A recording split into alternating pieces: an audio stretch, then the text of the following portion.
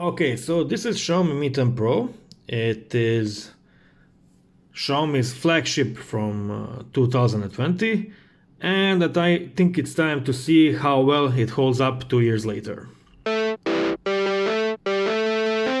when first released, this phone was quite expensive. Here in Croatia, it was around, I believe, 600 euros.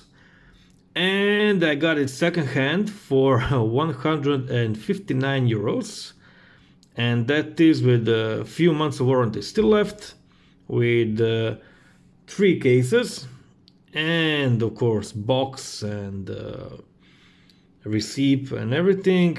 And it is variant with 8 gigabytes of RAM and 256 gigabytes of internal storage.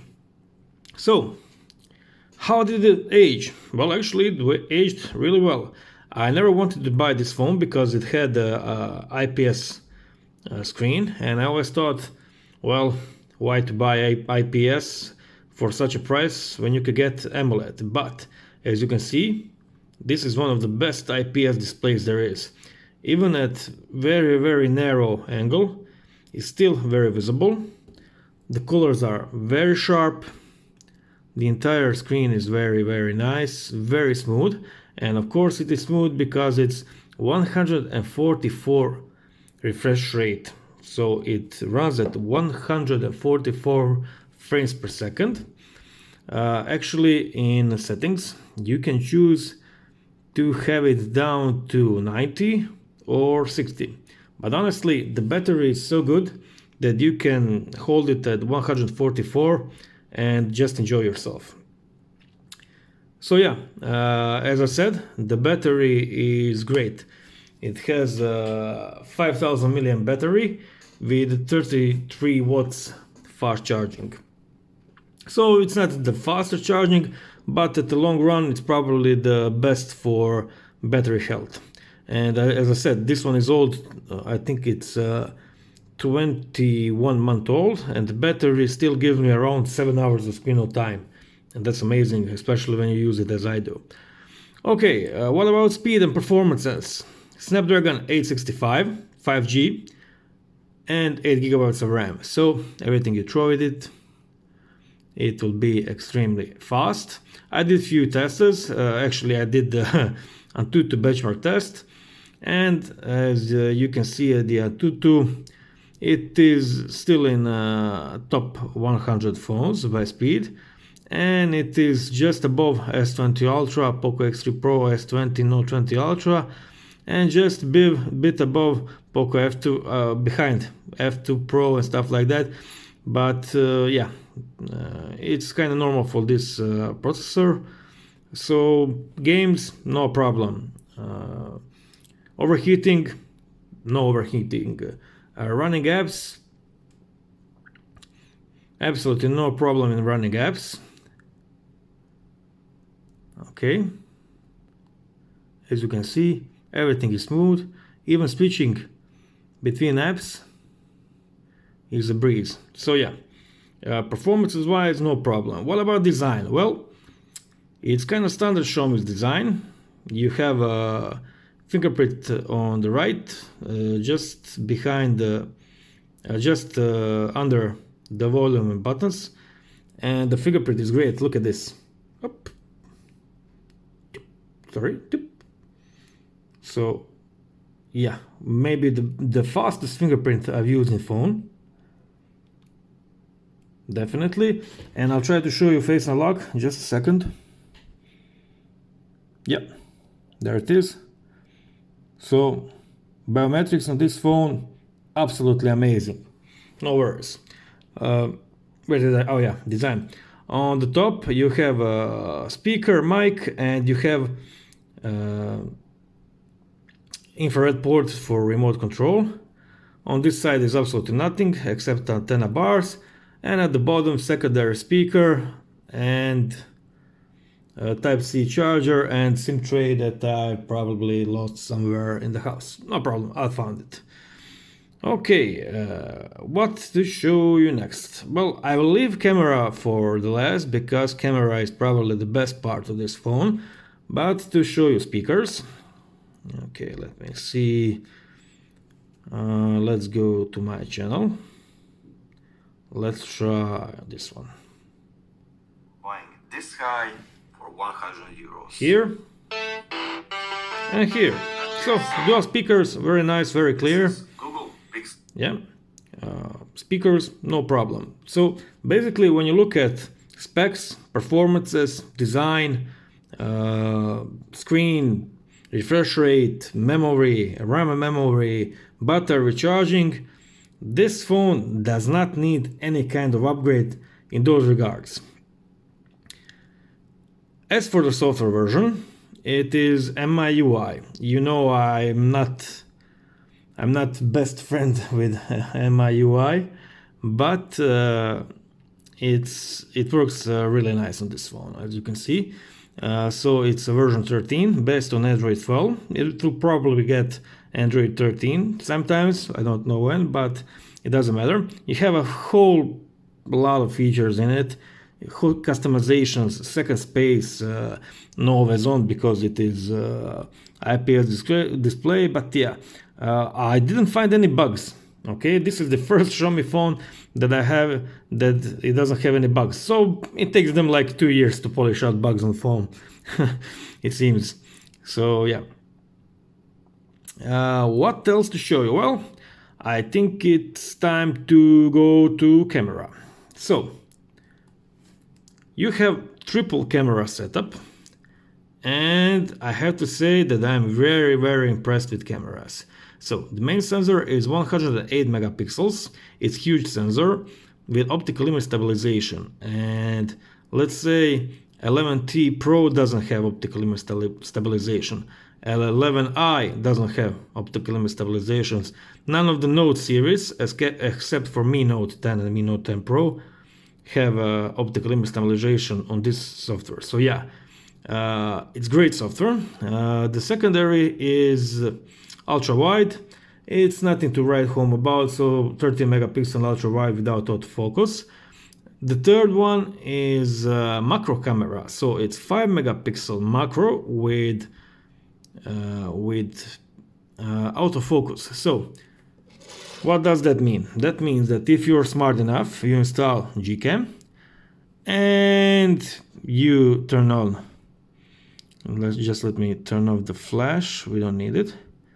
So you go to macro camera, you come as close as you want to what you want to take photo of.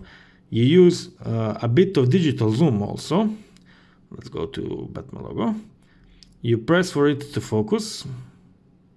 You take a shot, and bam, this is the result. So yeah, a great macro camera. And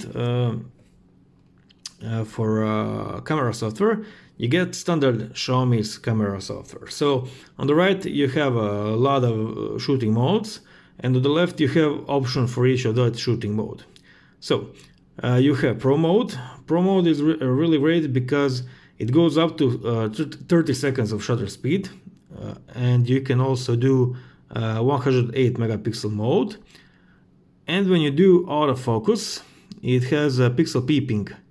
So let me just show you. Just a second. Focus peeping.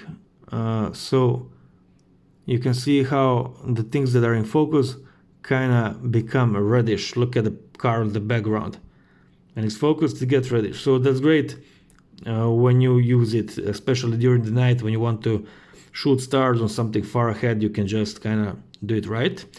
So video mode. This phone shoots one of the best videos I've seen on any phone. Just let me show you. Yeah, here it is. So it goes 4K 60, 4K 30, 8K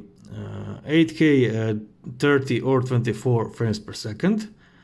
And you have also 1080p and stuff like that. You can also shoot macro video with a macro camera, so you can get very close and shoot a video. I guess somebody will find usage of that. Me personally, no. But 8K 30 frames per second video is just amazing. Not that you will use it much, but to take a snaps from it, So snaps from it really look amazing. Here, take a look at a couple of them.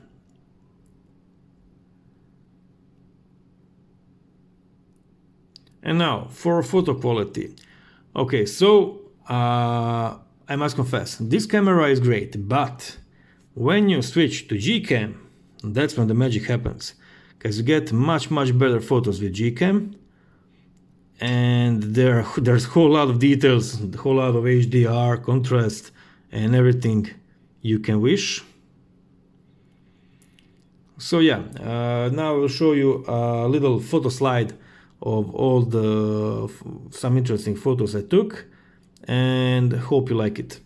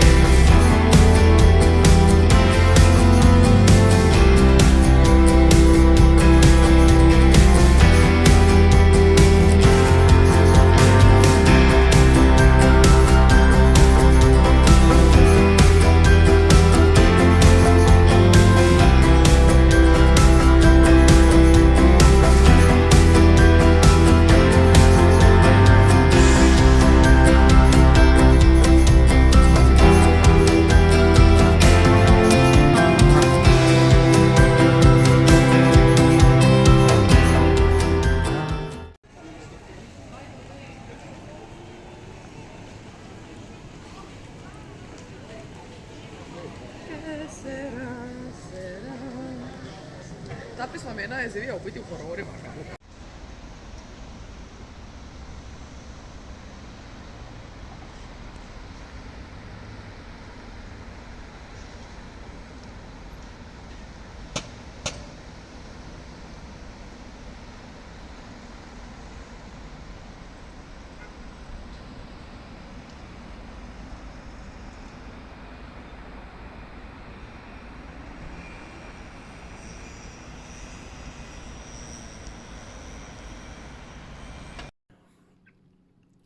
Okay, as for the battery, I took some screenshots. So yeah, a few days ago I ended my day with 7 hours of screen on time and 11% of battery left. So yeah, battery all day long, push it, play games, test it, be in camera, whatever you want, you'll get great camera experience.